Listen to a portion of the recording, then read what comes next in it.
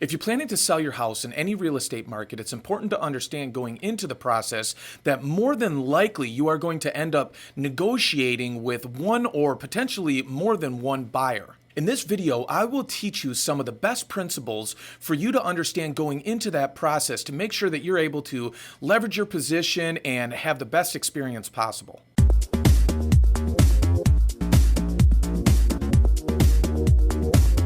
The first principle is to respond within a reasonable time frame. You see, in real estate, there's a principle that we refer to and we call it deal momentum. Deal momentum is very important, and it can be lost if a buyer is left waiting for a long period of time after they've structured and presented an offer to a seller. Delayed response can result in the buyer becoming emotionally detached from the deal and losing that initial excitement that they had about purchasing your home. This is why it's important to respond to all offers, even if you have multiple offers, within a reasonable time frame to make sure that everybody stays excited and engaged. And if you have multiple offers, generally you'll respond with notifying all of the prospective buyers of a deadline to make sure they have their offers in. That way everybody kind of knows when a tangible response is going to come. This is called calling for highest and best, and usually I advise for calling for highest and best within about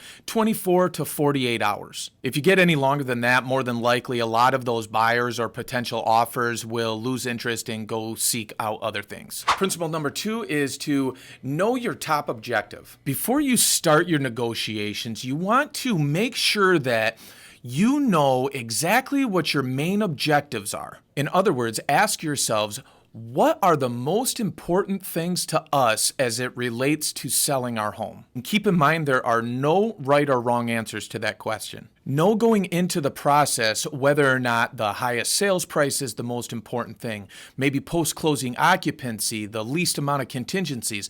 Whatever it is, make sure that you know what those main objectives are going into the negotiations. Knowing what your top priorities are will help you focus all of your negotiation energy on what matters the most to you and help you understand where you're willing to compromise and where you're not willing to compromise.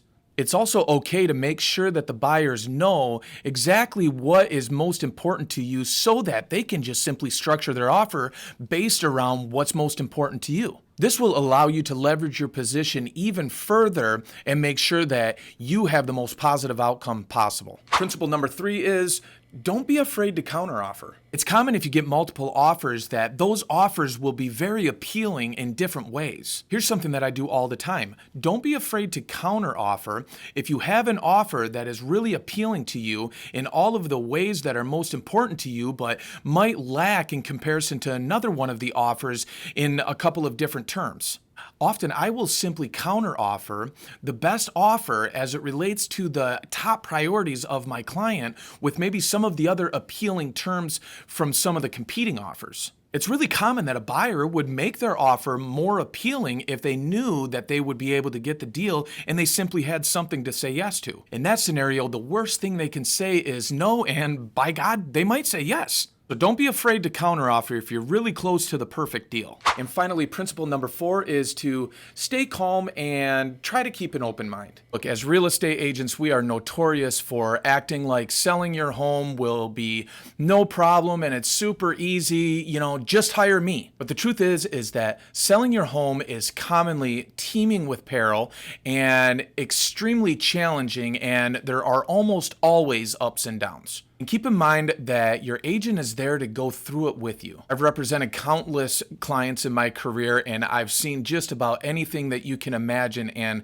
trust me when I say, when their life stinks, my life stinks. And when they're happy, I'm happy. No matter how heated negotiations get, try to always stay calm and keep an open mind. It's totally okay to commiserate with a buyer sometimes and be willing to make compromises when it makes sense. And keep in mind that the buyer isn't always posturing, and it's okay to take things on a case-by-case basis and keep an open mind. A positive and collaborative negotiation between the buyer and seller almost always produces the best outcome for everyone. In summary, it's important to understand that negotiating in real estate is an art. It's not a science, and there's no right or wrong way to do this. But by using these core principles and kind of rules of thumb, it will help make sure that you have the best experience possible. Always make sure that you respond quickly and know what your top priorities are.